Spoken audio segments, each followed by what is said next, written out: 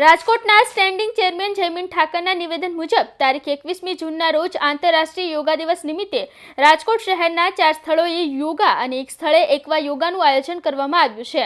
રાજકોટ શહેરમાં પ્રદૂષણ ફેલાવતી ડીઝલ બસોની જગ્યાએ 52 નવી સીએનજી બસો શરૂ કરવામાં આવશે। સાથે સર્વેશ્વર ચોકની દુર્ઘટનાના પગલે આશરે 3 કરોડના ખર્ચે એક નવો બોક્સ કન્વર્ટ વોકળો બનાવવાનું કામ શરૂ થવાનું છે, તેના વિશે પણ માહિતી આપી હતી। દેશના વડાપ્રધાન માનનીય નરેન્દ્રભાઈ મોદી સાહેબે 21 જૂન વિશ્વ યોગ દિવસ એટલે કે સમગ્ર વિશ્વની અંદર 21 જૂનના દિવસે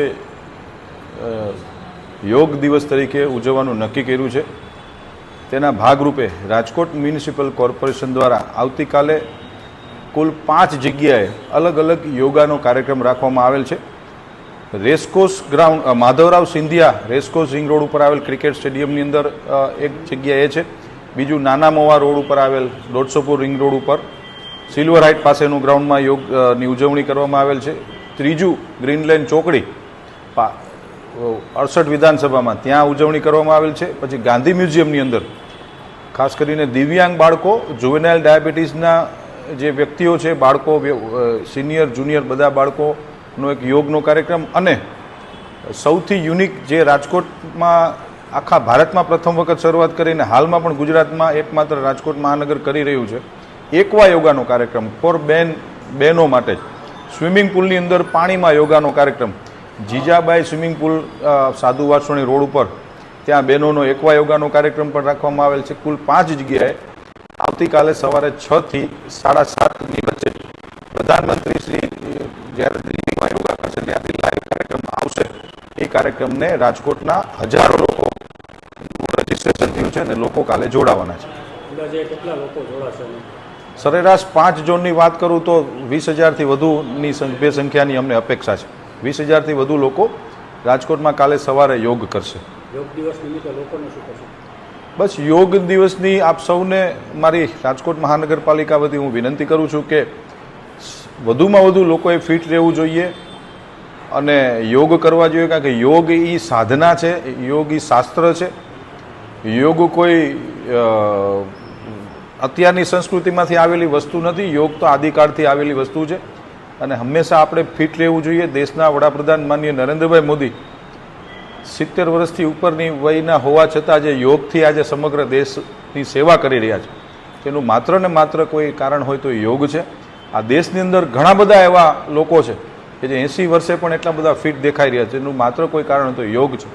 આપ સૌ મિત્રોના માધ્યમથી, આપ ઇલેક્ટ્રોનિક મીડિયાના માધ્યમથી હું રાજકોટના લોકોને અપીલ કરું છું, બહેનો, ભાઈઓ, વડીલો, માતાઓ અને બાળકો સમગ્ર લોકોને આવતીકાલે 21 જૂને સવારે યોગ દિવસમાં આપ સૌ રાજકોટ મહાનગરપાલિકાના આ કાર્યક્રમની અંદર આપ સૌ આવો એવી આપને વિનંતી છે। અને દર વખતની જેમ આ વખતે પણ રાજકોટ મહાનગરપાલિકાએ જે લોકો પાર્ટિસિપેટ કરશે એને એક પ્રમાણપત્ર આપવા અમે જઈ રહ્યા છીએ।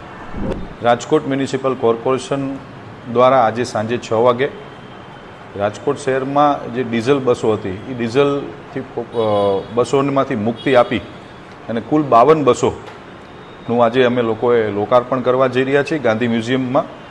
રાજકોટના નવનિયુક્ત સાંસદ સભ્ય અને કેન્દ્રીય ભારતીય જનતા પાર્ટીના અમારા આગેવાન માનનીય શ્રી પરસોત્તમભાઈ રૂપાલા સાહેબના વરદ હસ્તે અને રાજકોટ શહેરના રાજકીય આગેવાનો, મહાનગરપાલિકાના પદાધિકારીશ્રીઓ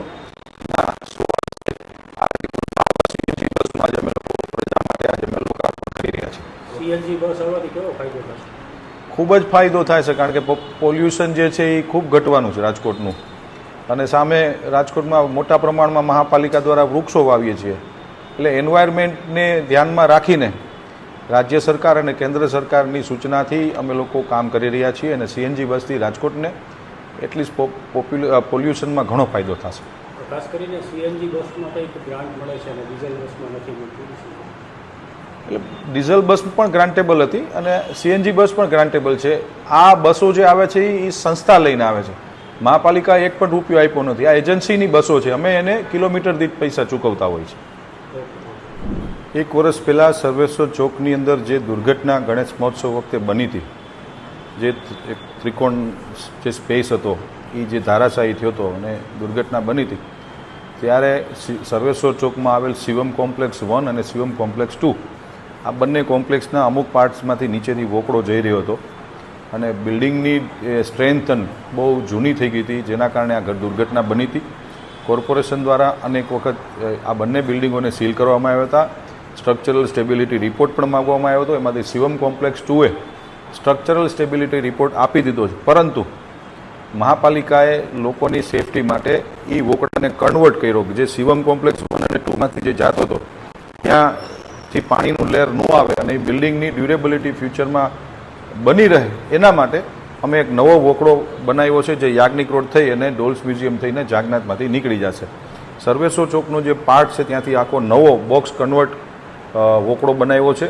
અને જે આપનો બીજો પ્રશ્ન હતો કે સર્વેસો ચોકમાં કન્સલ્ટન્ટની નિમણૂક માટે 2010માં સ્ટેન્ડિંગ કમિટીએ ઠરાવ કર્યો હતો કે રાજકોટમાં મલ્ટીલેવલ સર્વેસો ચોકમાં પાર્કિંગ અને અન્ય એરિયાની અંદર મલ્ટીલેવલ પાર્કિંગ માટે કન્સલ્ટન્ટની નિમણૂક કરવી જોઈએ.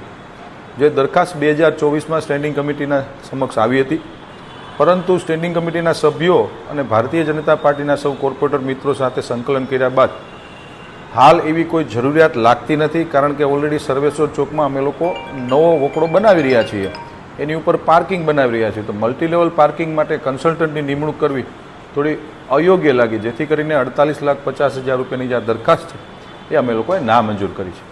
ખાસ કરીને સર્વેશ્વર ચોકમાં આગામી કેટલા દિવસોમાં કામ ચાલુ થશે અને કેટલો ખર્ચ થશે?